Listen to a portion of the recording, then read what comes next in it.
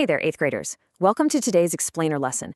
I've got to say, I am absolutely thrilled to be here with you today because we're looking at something that is literally the heartbeat of every great book, movie, and story you've ever loved.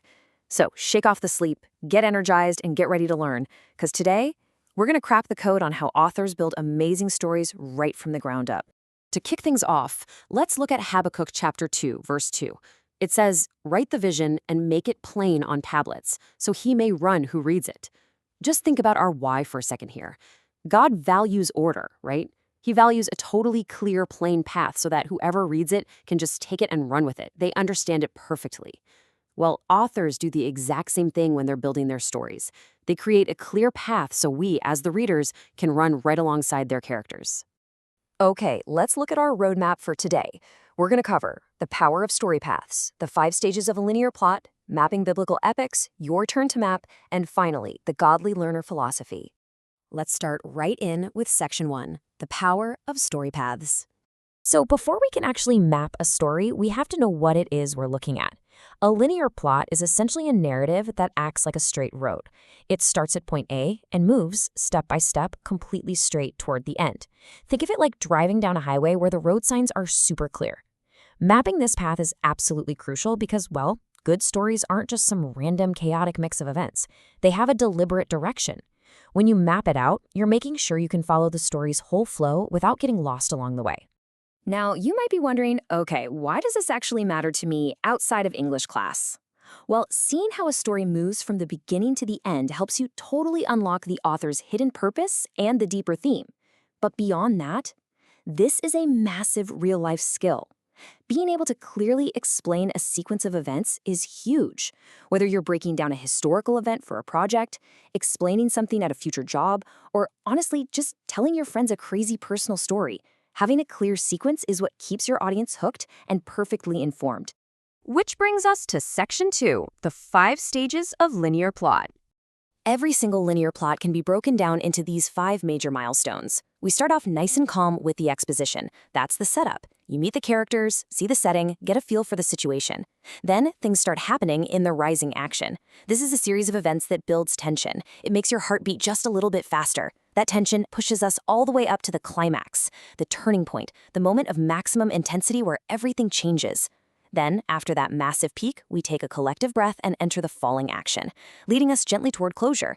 And finally, we settle peacefully into the resolution where the conflict is totally resolved. And this brilliantly illustrates our framework.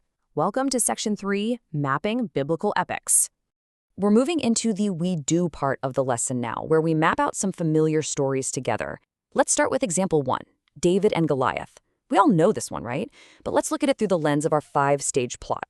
Our exposition sets the scene. The Israelites are terrified, facing the Philistines, and this giant, Goliath, is challenging the whole army. Then the tension starts building in our rising action. Young David shows up, hears this arrogant challenge, and boldly volunteers to fight the giant. The tension is rising until, bam, the climax. David faces Goliath on the battlefield and strikes him right in the forehead with a single stone. It is the ultimate turning point. This leads immediately into the falling action. Goliath falls, and the Philistine army absolutely panics and runs away in fear. Finally, the resolution. Israel wins a massive victory, and David's incredible faith and courage are known to everyone. See how every single event directly ties back to that central conflict?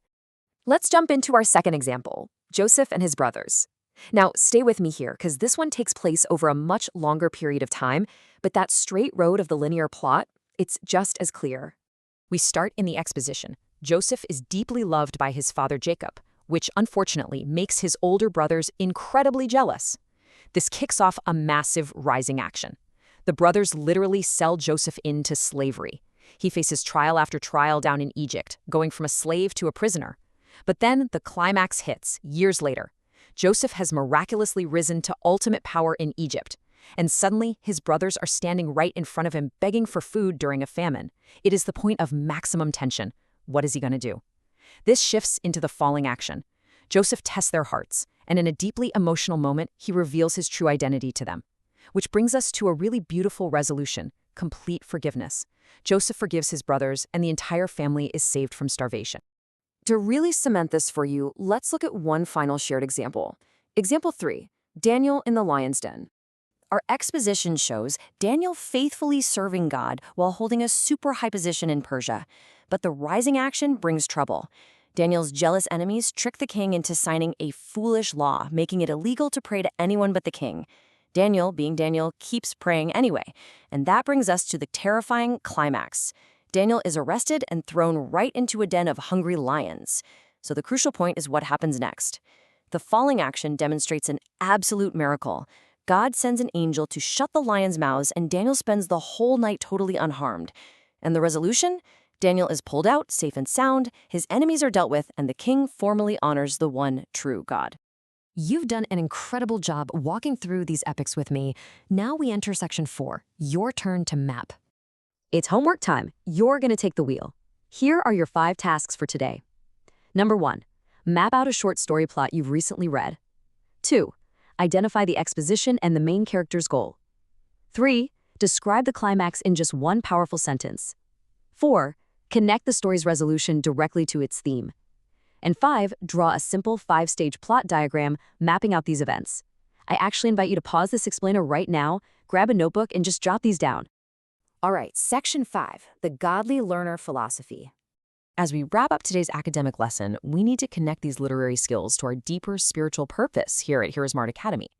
Romans chapter 8, verses 6 through 7 tells us, "For to be carnally minded is death, but to be spiritually minded is life and peace." You know, this is such a profound truth for us. Keeping our minds spiritually focused on God's ways is what ultimately brings true life and lasting peace. At HeroesMart Academy, we firmly believe that education without morality can actually hurt. Just think about it. If you're incredibly smart but you use that intelligence to deceive or harm others, that knowledge isn't a blessing at all. That is exactly why we intertwine biblical morality with everything we learn. Your intelligence, your ability to map plots and understand complex texts, it's all meant to empower you to make wise, God-honoring choices in your life, rather than just making you more capable. So as you head out to tackle your homework and map your own stories today, I want to leave you with this final thought. How will you use your academic excellence to pursue truth and honor God today? Keep your mind centered on His wisdom as you work. Thank you so much for joining me in this explainer, 8th graders. Have an absolutely wonderful day, and I'll see you in the next lesson.